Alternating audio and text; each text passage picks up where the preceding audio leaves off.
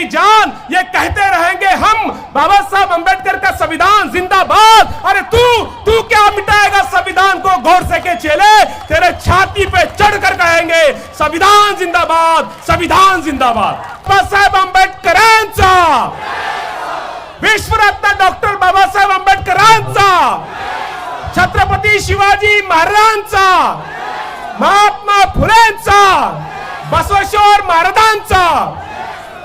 बुलबुल के पैरों में कभी बाज नहीं होते, बुलबुल के पैरों में कभी बाज नहीं होते, कमजोर और बुजदिल के हाथों में कभी राज नहीं होते। जिन्हें आदत पड़ जाती है सर झुका के चलने की, उनके सरों के ऊपर कभी ताज नहीं होते। बाबासाहेब आंबेडकरांनी हे धाडस आणि धैर्य आम्हाला दिलेलं आहे। माझ्या मातांनो, माझ्या भगिनींनो, मी महाराष्ट्रातून, मराठवाड्यातून आहे। बाबासाहेब आंबेडकरांची अस्मिता आमच्या रक्तामध्ये आहे। फक्त मराठवाडा विद्यापीठाला नाव देण्यासाठी आम्ही रक्त सांडलेले माणसं आहोत। म्हणून बाबासाहेब आंबेडकरांचा लढा पुढे घेऊन जाण्यासाठी आमचा संघर्ष आहे। एका गोष्टीचं मला दुःख वाटते की बाबासाहेब आंबेडकर यांच्या प्रतिमेचे अनावरण एक 20 ते 30 मिनिटात झालं, ग्रंथालयाचं उद्घाटन झालं, पण ज्या महामानवांनी संघर्ष करून आम्हाला हे सन्मानाचं जीवन दिलं, अभिमानाचं जीवन दिलं, त्या महामानवाचे विचार पुढे घेऊन जाण्यासाठी आम्ही किती कृतज्ञ आहोत। आज आमचे सत्कार सोहळे आम्हाला याची जाणीव करून देत आहेत का? मंचावर जे बिस्लरीचं पाणी ठेवलेलं आहे, आदरणीय ईश्वर खंद्रेजी येथे आहेत। मी सुरुवातीला सांगितलं, बसवेश्वर महाराजांची 12व्या शतकातली लोकशाही संविधानाच्या माध्यमातून स्थापन करणारे डॉक्टर बाबासाहेब आंबेडकर आहेत। त्याच्या आधी आम्ही कल्पना करू शकत नव्हतो। बसवेश्वर महाराजांनी बसव वचनामध्ये सांगितलेलं आहे, वेशी बाहेर आणि वेशी आतल्या सर्वांसाठी आकाश एक, जमीन शूद्रासाठी आणि शिवालयासाठी एक, प्राणी सोचासाठी आणि पूजेसाठी एक,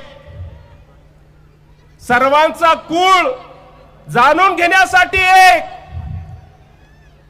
मला सांगा, 12व्या शतकामध्ये बसवेश्वर महाराजांनी सांगितलं होतं, या सृष्टीतलं जे पाणी आहे ते सर्वांसाठी आहे, तेच पाणी सोचासाठी वापरतो, तेच पूजेसाठी वापरतो, आणि हे आकाश सर्वांसाठी एक आहे, गावाच्या बाहेर वेशीवर राहणाऱ्यासाठी आणि गावात राहणाऱ्यासाठी एक, आणि ही जमीन जी आहे, धरती जी आहे ईश्वराने निर्माण केलेली, ती शूद्रासाठी आहे, शिवालयासाठी आहे। 12व्या शतकाची गोष्ट सांगतोय मी। आदरणीय मंत्रीजी मंचावर उपस्थित आहे म्हणून मी सांगतोय, कारण त्याला संदर्भ आहे। 1923 ला इंग्रजांनी जेव्हा हा कायदा केला की चौदार तळ्याचं पाणी सर्वांना मुक्त आहे, कोणीही तेथून पाणी पिऊ शकते, तरी सुद्धा 1927 पर्यंत कुत्रे तिथे पाणी पित होते, माणसाला पाणी प्यायचा अधिकार नव्हता। माझा प्रश्न आहे, 12व्या शतकामध्ये जी समानता बसवेश्वर महाराजांनी स्थापन केली, ती समानता 1927 ला स्थापन नव्हती। त्या चौदार तळ्यावर कुत्रे पाणी पिऊ शकत होते, पण माणसाला पाणी पिण्याचा अधिकार नव्हता। या जगामध्ये एकच सत्याग्रही असा आहे ज्यानं पिण्याच्या पाण्यासाठी सत्याग्रह केलेला आहे। आज आम्हाला जाणीव असली पाहिजे, आज जे मंचावर बिस्लरीचं पाणी आहे, हे पाणी सहज आम्हाला मिळालेलं नाही, ते पाण्याचा एक एक थेंब आम्हाला पाजवण्यासाठी बाबासाहेबांनी रक्ताचं एक एक थेंब सांडलेला आहे। आज महामानवाला जाती जातीमध्ये विभागलं जाते। बसवेश्वर महाराज लिंगायत समाजाचे, शिवाजी महाराज मराठा समाजाचे, महात्मा फुले माळी समाजाचे, बाबासाहेब आंबेडकर हे दलितांचे। अरे 1920 ला माणगावला बहिष्कृत सभा, त्या सभेमध्ये अध्यक्ष बाबासाहेब आंबेडकर, प्रमुख उपस्थित छत्रपती शाहू महाराज, तेथे शाहू महाराजांनी सांगितले होते, दलित बांधवांना की तुम्ही आपला नेता हिरा निवडलेला आहे डॉक्टर बाबासाहेब आंबेडकर, याचा मला अभिमान आहे आणि तुमचं अभिनंदन करतो. पुन्हा शाहू महाराज म्हणतात की हे बाबासाहेब आंबेडकर तुमच्या हितासाठी संघर्ष करतील, तुम्हाला न्याय मिळवून देतील आणि बाबासाहेब आंबेडकर भविष्यामध्ये फक्त दलिताचे नेते राहणार नाही तर समस्त भारताचे, हिंदुस्थानचे नेते होतील. कोण सांगितलं? छत्रपती शाहू महाराज मराठा होते. माझा प्रश्न हे बांधवांनो, आज आपण बाबासाहेब आंबेडकरांच्या प्रतिमेचं अनावरण केलं. आपल्या भारतामध्ये बाबासाहेब आंबेडकरांचा उल्लेख का केला जातो? एका जातीचा नेता म्हणून. बाबासाहेबांचं महत्व विदेशी लोकांना कळते, बाबासाहेबांचं महत्व अमेरिकेला माहित आहे, बाबासाहेबांचं महत्व इंग्रजांना माहित आहे, पण दुर्दैव आहे की बाबासाहेबांचं महत्व आम्हाला माहित नाही. ऑक्सफोर्ड युनिव्हर्सिटीनं मेकर्स ऑफ द युनिव्हर्स म्हणून एक सर्वे केला. 1-2 वर्षाचा नाही, 5-10 वर्षाचा नाही, 100 वर्षाचा नाही, 10,000 वर्षामध्ये जगावर प्रभाव टाकणारे मानवतावादी जे समाज सुधारक आहे, विद्वान आहे, त्यांचा सर्वे केला. 100 वर्षाची गोष्ट सांगत नाही, 10,000 वर्षामध्ये जे जे महामानव जन्मले त्याच्यामध्ये जगामध्ये क्रांती आणणारा मानवतावादी समाज सुधारक म्हणून 4 नंबरवर डॉक्टर बाबासाहेब आंबेडकरांचं नाव. केम्ब्रिज युनिव्हर्सिटीनं सर्वे केला 2011 ला. जगामधला विद्वान कोण आहे? जगातला म्हणतोय मी, महाराष्ट्रातला, भारतातला, कर्नाटकचा नाही. जगातल्या विद्वानामध्ये भारतातला एकमेव व्यक्तिमत्व आहे जो सगळ्या जगात विद्वान ठरले, ते डॉक्टर बाबासाहेब आंबेडकर.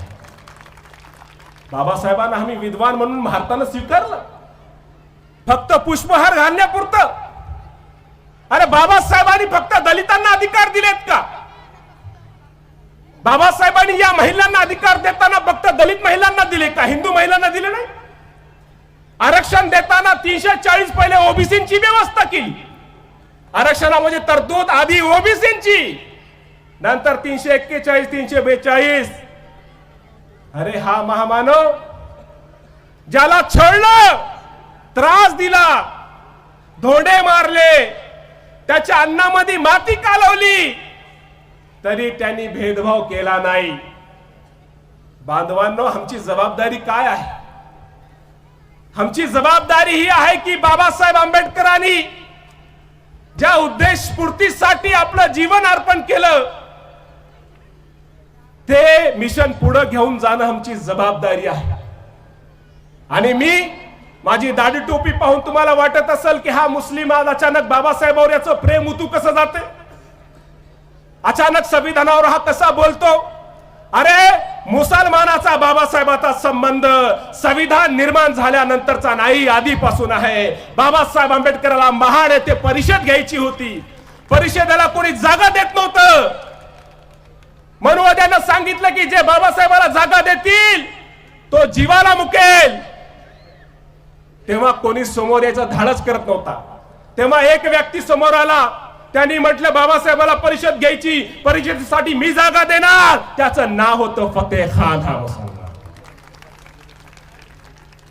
बाबासाहेब आंबेडकर यांच्या ड्रायव्हरचं नाव माहिती आहे का तुम्हाला? मोहम्मद नझीरुद्दीन. काला राम मंदिर प्रवेशाच्या वेळेस जेव्हा बाबासाहेब आंबेडकरांवर हल्ला झाला, बाबासाहेबाच्या पायाला जखम झाली, त्यांना सुरक्षित आपल्या घरात ठेवणारा जकरिया मनियार हा मुसलमान होता. मी याच्यासाठी सांगतो बांधवांनो की महापुरुषाला जाती जातीमध्ये वाटू नका. अरे आमचा संबंध बसवेश्वर महाराज असतील, महात्मा फुले असतील, छत्रपती शिवाजी महाराज असतील, बाबासाहेब आंबेडकर असतील, हे आमचे महापुरुष आहेत, आमचे पूर्वज आहेत, यांचा आम्हाला अभिमान आहे. आणि बाबासाहेब आंबेडकरांनी जे संविधान आम्हाला दिलं ते संविधान असंच आम्हाला मिळालं नाही. बाबासाहेब आंबेडकरांच्या मुलाचं निधन झालं.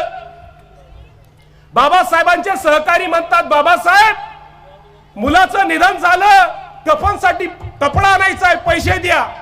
बाबासाहेब रडतायत, बोलत काही नाही. आई रमाईकडे पाहिलं, आई रमाईनं म्हटले, अरे बाबासाहेबाकडे पैसे नव्हते म्हणून तर हा मुलगा दगावला, पैसे असले असते त्याचा उपचार केला असता. आतमध्ये गेले, जुनं लुगडं आणलं, ते लुगडं फाडलं, त्या जुन्या लुगड्यामध्ये बाबासाहेब आंबेडकरांच्या मुलाचा अंत्यविधी झाला. अरे आई रमाईनं आपले 4 मुलं कुर्बान केले या संविधानाच्या निर्माणासाठी. आज आम्ही संकल्प करतो, जर आमच्या आईनं 4 मुलं बलिदानी दिली असतील, बाबासाहेबांनी 4 मुलं बलिदानी दिली असतील या संविधानाच्या निर्माणासाठी, आम्ही बी आमचा एक एक मुलगा कुर्बान करू या संविधानाच्या रक्षणासाठी. ही प्रतिमा आम्हाला प्रेरणा देण्यासाठी आहे. हा सोहळा आम्हाला जाणीव करून देण्यासाठी आहे की बाबासाहेबांनी संविधान आम्हाला दिलं आणि संविधान देताना 26 नोव्हेंबर 1949 ला त्याने संविधान सभेमध्ये सांगितलं की मी हे संविधान तयार केलं आहे, परंतु संविधान कितीही चांगलं असलं तरी तो कुचकामी ठरू शकतो जर त्याला अंमलात आणणारे हात योग्य नसतील, आणि संविधान कितीही खराब असलं तरी तो फायदेशीर ठरू शकतो जर त्याला अंमलात आणणारे हात योग्य असतील.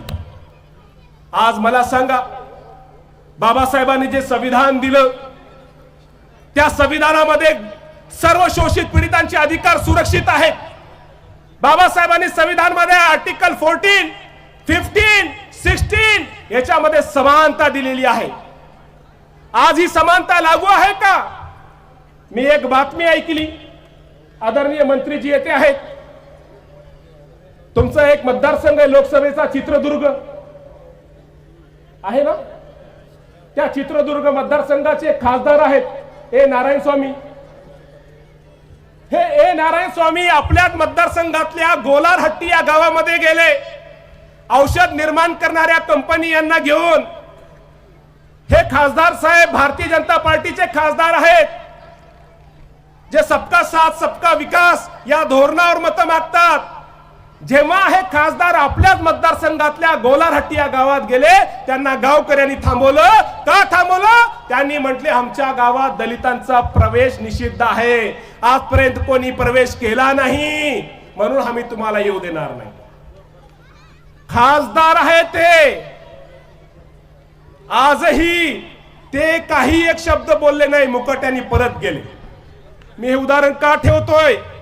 याच्यासाठी ठेवतोय, बसव कल्याण ही बसवेश्वर महाराजांची भूमी आहे. अरे जी समानता बसवेश्वर महाराजांनी 12व्या शतकामध्ये स्थापन केली, तुम्ही आजही का करू शकले नाही, याचं उत्तर मागायला आलेलो मी.